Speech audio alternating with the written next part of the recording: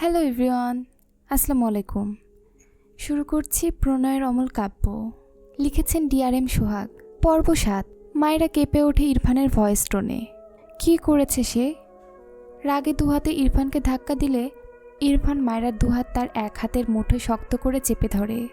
মায়েরা ফুপিয়ে ওঠে, বিড়বিড় করে, এই পাষাণ লোক আমায় মারতে মারতে মেরেই ফেলবে। বাবা মা, মিস ইউ। কাঁদতে কাঁদতে ইরফানের দিকে তাকিয়ে চেঁচিয়ে বলে, অসভ্য লোক, পাষাণ লোক, ছাড়ো নামায়। ইরফান শক্ত চোখে মায়রার দিকে তাকায়। হঠাৎই মায়রার গলা থেকে ওড়না টান মেরে নিয়ে নেয়। মায়রা চোখ বড় বড় করে তাকায়। ইরফান হেলে গিয়ে মায়রার দুহাত পিছনে নিয়ে ওড়না দিয়ে বাঁধতে থাকে। মায়রার মুখ গিয়ে ঠেকে ইরফানের বুকে। মায়রা কেঁদে কেটে অস্থির। মেয়েটা এমনিতে কাঁদে না, কিন্তু এই লোক তার সাথে এমন করছে কেন? ইরফান মায়রা হাত বেঁধে সরে গেলে মায়রা কান্না মাখা চোখে ইরফানের দিকে তাকায়। লজ্জা সংকোচে নুয়ে আসে মেয়েটা। কাঁদতে কাঁদতে দৃষ্টি নত করে বলে, আপনি আসলে একটা অসভ্য।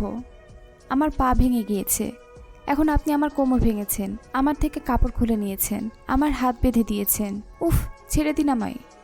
ইরফান মায়রার এত বকবক নিতে পারল না। ডান হাতে মায়রার মুখ চেপে বলে, স্টপ, জাস্ট স্টপ। মায়রা ভেজা চোখে পিটপিট করে তাকায় ইরফানের পানে। ইরফান মায়রার মুখ থেকে হাত সরিয়ে মায়রার ডান পায়ে হাত দিলে মায়রা চেঁচিয়ে ওঠে। কেঁদে কেঁদে বলে, আমার পা ভেঙে গিয়েছে, ছেড়ে দিন, ধরবেন না প্লিজ। ইরফান বিরক্তিতে কপাল কুঁচকে একবার মায়রার মুখের দিকে তাকালো। চোখ সরিয়ে নিয়ে মায়রার পা ধরে একপাশে জোরে টান দেয়। মায়রা জোরে কেঁদে দেয়। ইরফান মায়রার পা এদিক ওদিক নাড়িয়ে দেখে, এরপর মেঝে থেকে উঠে দাঁড়ায়। মায়রাকে এখনও কাঁদতে দেখে বিড়বিড় করে, স্টুপিড গার্ল। মায়রা মাথা তুলে বলে, আমার হাত খুলে দিন, খারাপ লোক। একা একটা মেয়েকে পেয়ে সুযোগ নিতে লজ্জা করে না? অসভ্য ইতর বেয়াদব, আপনাকে আমি জেলের ভাত খাওয়াবো, ভদ্র বাবার অসভ্য পোলা একটা। ইরফান রেগে এক টান দিয়ে মায়রাকে দাঁড় করায়। দাঁতে দাঁত চেপে বলে, স্টুপিড গার্ল, স্টপ, নয়তো এই দুগাল আস্ত থাকবে না। মায়রা রেগে আরও জোরে চেঁচিয়ে বলে, করবো না, আমার মুখ, আমি বলবো। অসভ্য ছেলে, অসভ্য লোক, শুধু মেয়েদের ছোঁয়ার বাহানা খুঁজে, আমার ইজ্জতের ফালুদা করে দিল। আর বলতে পারে না। বাম গালে একটা শক্তপোক্ত থাপ্পড় পড়ে। মায়েরা ডান দিকে হেলে যায়। কাঁদতে কাঁদতে বলে, ও আল্লাহ, আমার জীবনটা 2 দিনে থাপ্পড়ময় হয়ে গেল এই পাষাণ লোকের জন্য। মেয়েটার মুখ বন্ধ হয় না, কাঁদে, তবুও কথা বলতেই থাকে। ইরফান তীব্র বিরক্তিতে টেবিলের ড্রয়ার থেকে স্কচ টেপ এনে মায়রাকে টেনে মায়রার মুখে লাগিয়ে দেয়। মায়রা চোখ বড় বড় করে তাকায়। ইরফান তার কাজ শেষ করে চোখ বুজে দীর্ঘশ্বাস ফেলে। এগিয়ে গিয়ে দরজা লক করে দেয়। এরপর গায়ের টি শার্ট খুলে ছুঁড়ে ফেলে ওয়াশরুমে চলে যায়। মায়রা ইরফানের যাওয়ার দিকে তাকিয়ে করে। অসহায় চোখে একবার নিজের দিকে তাকায়, আরেকবার বন্ধ দরজার দিকে। এগিয়ে এসে বিছানার উপর বসলে কেমন দেবে যায়। মায়রা ভয় পেয়ে দ্রুত দাঁড়িয়ে যায়, ভ্রু কুঁচকে তাকায়। এই বিছানা এমন নরম কেন? অদ্ভুত। হঠাৎই ডান পা তুলে এদিক ওদিক নাড়ায়। এই পায়ে তো ব্যথা পেয়েছিল, এখন ব্যথা লাগছে না কেন? ইরফান পা জোরে টান দিল। এরপরই তো দাঁড়িয়ে আর কোনো প্রবলেম হলো না। মায়রার মনে পড়ে, কাটা দিয়ে কাটা তুলতে হয়। মায়রা বাধা মুখে মনে মনে বিড়বিড় করে, ব্যথা দিয়েই ব্যথা সারিয়েছে এই অসভ্য লোকটা। ঘরের চারপাশে তাকায়। ঘরে সবগুলো পর্দা টানা। হালকা দিনের আলো ঘরে এসেছে। মায়রার কেমন দমবন্ধ লাগলো। এমনিতেই মেয়েটা গ্রামে বড় হয়েছে, এখানে এসে সবগুলো জানালা খুলে দিয়ে রাখে, তবুও বদ্ধ লাগে। আর এই ঘরে সব জানালা দরজা লাগানো। মায়রা বাধা মুখেই বিড়বিড় করে, এই প্রতিবন্ধী পরিবেশে থেকে থেকে এই লোক অটিস্টিক হয়ে গিয়েছে, মাথায় গন্ডগোল হয়েছে। পিছনে তার ওড়না দিয়ে হাত বাঁধা। বেশ অনেক সময় নিয়ে হাতের বাঁধন খোলার চেষ্টা করলো, হাঁপিয়ে গিয়েছে। ধীরে ধীরে ওড়না ঢিল হয়ে আসে। মায়েরা বুঝতে পারে ওড়নার গিট খুলতে পারবে। মনে মনে খুশি হয়। দুহাত মোচড়ামুচড়ি করতে করতে কিছুক্ষণের মাঝেই ওড়না খুলে মেঝেতে পড়ে যায়। মায়েরা খুশিতে ছোটোখাটো একটা লাফ দেয়। দ্রুত মুখ থেকে স্কচ টেপ খুলে ছুঁড়ে ফেলে। এর মাঝে ওয়াশরুমের দরজা খোলার শব্দ পেয়ে দৌড় লাগে দরজার দিকে। এই রুম থেকে বের হতে পারলেই বাঁচে জানে, কিন্তু দুঃখের বিষয় দরজা তো খুলতে পারছে না। ওয়াশরুম থেকে ইরফান বেরিয়ে আসে। শাওয়ারে বেরিয়েছে ইরফান, পরনে টাওয়াল জড়ানো, উদাম শরীর। মায়রাকে দরজার কাছে দাঁড়িয়ে থাকতে দেখে ভ্রু কোঁচকালো। মায়েরা দরজা খোলার ব্যর্থ হয়ে পিছন ফিরে তাকালে চোখ বড় বড় হয়ে যায়। চিল্লিয়ে বলে ওঠে, আস্তাগফিরুল্লাহ, আপনার মতো অসভ্য মানুষ আমি দুটো দেখিনি। আমার ইজ্জত শেষ করে এখন নিজের ইজ্জত লুটাচ্ছেন। ছি ছি ছি। চোখ মুখ কুচকে অন্যদিকে তাকিয়ে চোখ বুজে বলে, যান যান, জামা কাপড় পরে আসুন। ইরফান মায়রার অযৌক্তিক কথায় বিরক্ত হয়। কিছুটা এগিয়ে এসে গম্ভীর গলায় বলে, ইজ্জত শেষ করেছি বলে নিজের মানচিত্র নিজেই মেলে দাঁড়িয়ে আছো, ইডিয়েট। মায়রা চোখ বড় বড় করে তাকায় ইরফানের দিকে। মেঝেতে তার ওড়না পড়ে আছে। ওয়াশরুমে দরজা খোলার শব্দ পেয়ে দৌড় দিয়েছে। একদম খেয়াল নেই। দ্রুত তার খোলা চুলগুলো ভাগ করে দুপাশে আনলো। ইরফান মায়রার দিকে চেয়ে আছে। মায়রার এদিক ওদিক তাকায়। মেয়েটা জীবনে এমন পরিস্থিতিতে এর আগে পড়েনি। এভাবে তো বাইরে যাওয়া যাবে না। মাথা তুলে একবার ইরফানের দিকে তাকালে দেখলো ইরফান তার দিকেই চেয়ে আছে। চোখ নামিয়ে তার ওড়নার দিকে তাকায়। মায়রার এবার লজ্জায় কান্না পাচ্ছে। তার সব শেষ করে দিল এই বেয়াদব লোকটা। এলোমেলো দৃষ্টিতে এগিয়ে গিয়ে মেঝেতে পড়ে থাকা ওড়না কুড়িয়ে নিজেকে ঢেকে নেয়। এরপর দ্রুত দরজার কাছে এগিয়ে গিয়ে আবারও খোলার চেষ্টা করে, কিন্তু পারে না। পিছন ফিরে কিছু বলতে নিলে একদম তার সামনে ইরফানকে দাঁড়িয়ে থাকতে দেখে ঢোক গিলে নেয়। এই লোকের পুরো শরীরে এত লোম কেন? কথাটা মনে মনে বিড়বিড় করে। মাথা তুলে ইরফানের দিকে তাকালে দেখলো ইরফান গম্ভীর মুখে মায়রার দিকেই চেয়ে আছে। এই লোকের সব দৃষ্টি ভয়ঙ্কর, একদম খেয়ে ফেলার মতো লাগে। মায়রা দু হাতে দুগাল চেপে ধরে, ইনোসেন্ট ফেস বানিয়ে বলে, আর একবার মারলে আপনাকে জেলের ভাত খাবো বলে দিলাম। দেখুন, আমি কোমরে অনেক ব্যথা পেয়েছি। আপনি দুইবার ফেলেছেন আমাকে, পা ঠিক করে দিয়েছেন, কিন্তু সেই উপকার খুবই সামান্য। থাপ্পড়ও মেরেছেন, আমার অর্ধেক ইজ্জত শেষ করে দিয়েছেন। আর একবার মারলে আপনাকে। মায়রার বাক্য শেষ করার আগেই ইরফান দরজা খুলে মায়রার হাত ধরে তাকে মৃদু ধাক্কা দিয়ে ঘর থেকে বাইরে বের করে দেয়। এরপর ঠাস করে দরজা বন্ধ করে দেয়। মায়রা হা হয়ে বন্ধ দরজার দিকে তাকায়। চিল্লিয়ে বলে, জঘন্য, অসহ্য, অসভ্য লোক একটা, বলেই দৌড় লাগায় তার ঘরের দিকে। সিঁড়ি বেয়ে নেমে দৌড়ে তার ঘরের দিকে যেতে নিলে জাহিদ ডেকে বলে, মায়রা তুমি কোথায় ছিলে? জাহিদের কথায় মায়রা দাঁড়িয়ে যায়। হেসে চোখ বড় বড় করে বলে, জমের মুখ থেকে বেঁচে ফিরেছি। ইরফান পরনে প্যান্ট পরে কি মনে করে ঘর থেকে বেরিয়ে আসে। নিচে তাকিয়ে জাহিদকে দেখে, পাশে মায়রা। শক্ত কণ্ঠে ডাকে, জাহিদ। ইরফানের ডাকে জাহিদ মাথা তুলে উপরে তাকিয়ে বলে, জি ইরফান ভাই। উপরে এসো। ইরফান ভাই 2 মিনিট দাঁড়াও, আসছি। এরপর মায়রার দিকে তাকিয়ে কিছু বলার আগেই আবারও ইরফান অগ্নিঝরা কণ্ঠে বলে, এক্ষুনি আসতে বলেছি। হ্যাঁ হ্যাঁ আসছি ইরফান ভাই, 1 মিনিট ওয়েট। কথাটা বলে মায়রার দিকে তাকিয়ে বলে, মায়রা তোমার তো পা ভেঙে গিয়েছিল, দাঁড়িয়ে আছো কিভাবে? ইরফান রাগে বাঘের ন্যায় গর্জিত কণ্ঠে চিৎকার করে উচ্চারণ করে, জাহিদ। মায়রা ভয়ে লাফিয়ে ওঠে। জাহিদ নিজেও থতমতো খেয়ে ইরফানের দিকে তাকায়। মায়রা বুকে থুতু দিয়ে বিরক্ত হয়ে পিছন ফিরে মাথা উঁচু করে তাকায়। ইরফানকে মুখ ভেঙচি দিয়ে তার ঘরের দিকে দৌড় দেয়। ইরফান দাঁতে দাঁত চেপে মায়রার দিকে চেয়ে রইল। এরপর হনহন করে তার ঘরে যায়। জাহিদ হতাশার নিঃশ্বাস ফেলে উপরে উঠে আসে। ইরফান ভাই কিছু বলবে? ইরফান বেলকনির দরজার সামনে উল্টো ফিরে দাঁড়িয়েছিল। জাহিদের কথায় পিছন ফিরে তাকায়। জাহিদ ইরফানের দৃষ্টি দেখে ভাবল সে কি কিছু করেছে, আবার ভাবল না, তাদের এই ভাই তো এমনই, নতুন করে আবার কি হবে। ইরফান এগিয়ে গিয়ে কাভার থেকে তার সবগুলো শার্ট প্যান্ট বের করে বিছানার উপর ছুঁড়ে ফেলে। জাহিদ ভ্রু কুঁচকে চেয়ে আছে। ইরফানের সব কাপড় ছুঁড়ে ফেলা হলে জাহিদের দিকে এগিয়ে এসে শক্ত কণ্ঠে বলে, এগুলো নিয়ে যাও।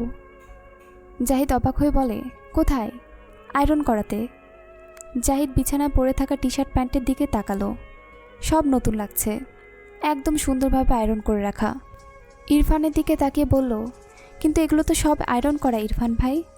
ইরফান গম্ভীর গলায় বলে, সেকেন্ড টাইম আয়রন করাবো, নিয়ে যাও। জাহিদ মাথা চুলকালো।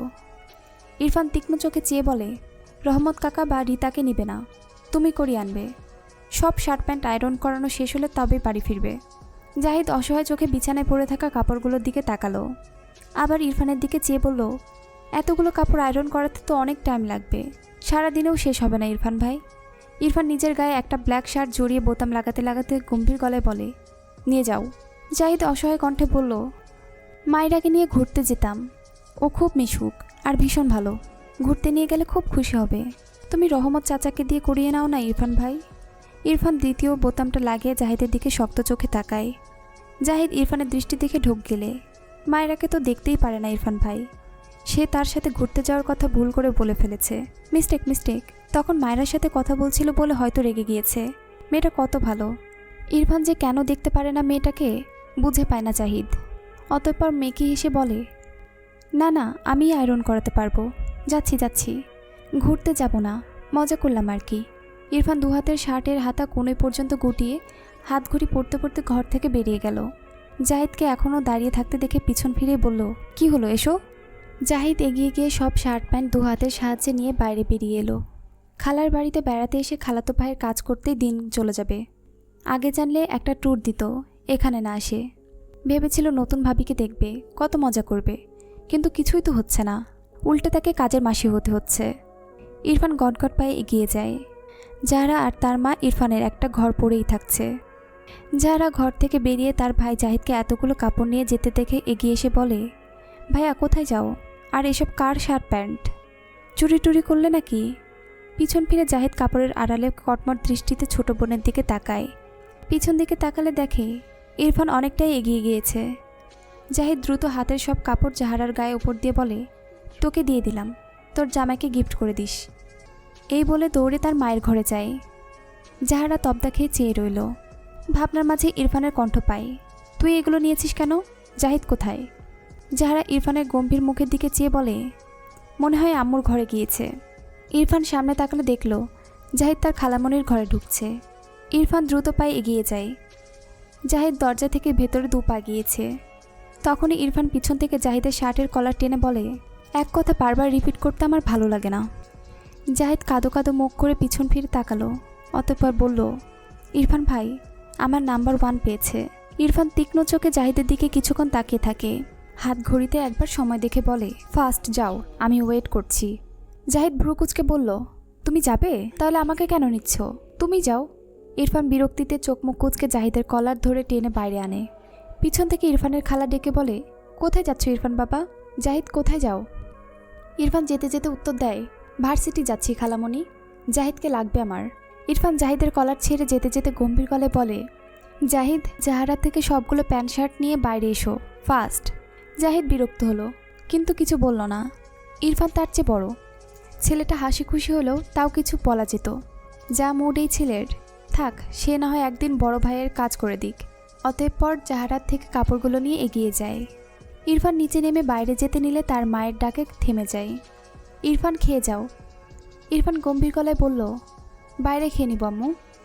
ইনায়াকে কলেজে নামিয়ে দিয়ে যাও তাহলে। ইরফান একবার হাত ঘড়ি দেখল, অতঃপর বলে, দ্রুত আসতে বলো, আমার লেট হয়েছে। এরপর বাইরে বেরিয়ে যায়। পিছন পিছন জাহিদও বেরিয়ে যায়। রুমা নেওয়াজ দীর্ঘশ্বাস ফেললেন। জাহিদকে দিয়ে কাজ করাচ্ছে কেন বুঝল না, কিছু বললও না, বলে লাভ নেই জানে। তিনি ইনায়াকে দ্রুত রেডি হতে বললেন।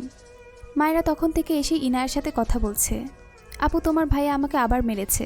ইনায়া মন খারাপ করে বলল, আসলে ভাইয়া একটুতেই রেগে যায়, তুমি আর ভাইয়ার সামনে যেও না কেমন? মায়েরা মৃদু রেগে বলল, আরে আপু, আমি তোমার ভাইয়ার সামনে যাইনি, ওই লোকটাই আমাকে ফেলে দিয়েছে, আমার ইজ্জতের ফালুদা বানিয়েছে, তারপর আবার কোলে তুলে ছুঁড়ে ফেলেছে।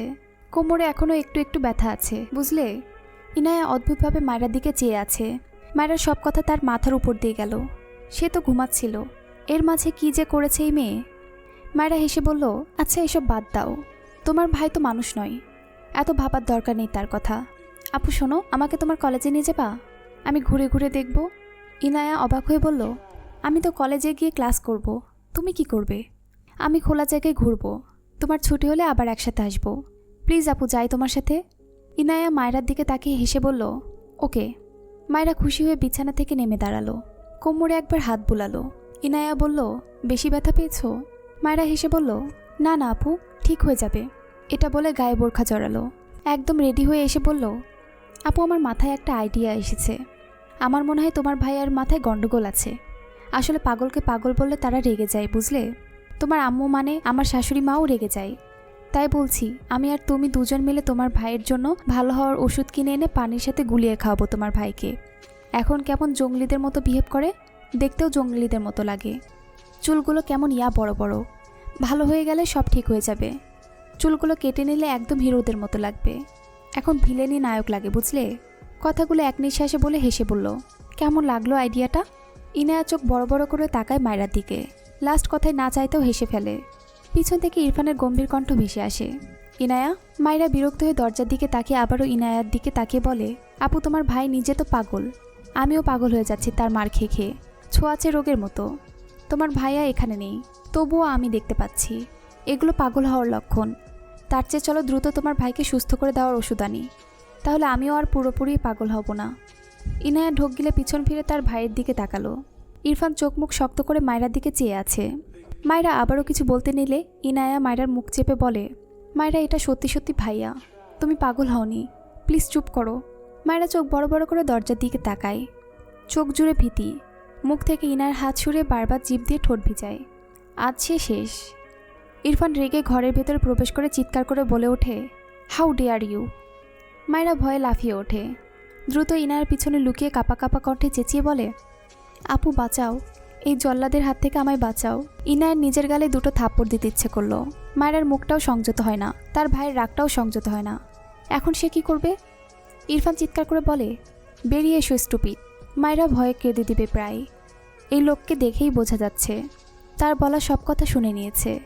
এখন তাকে কে বাঁচাবে?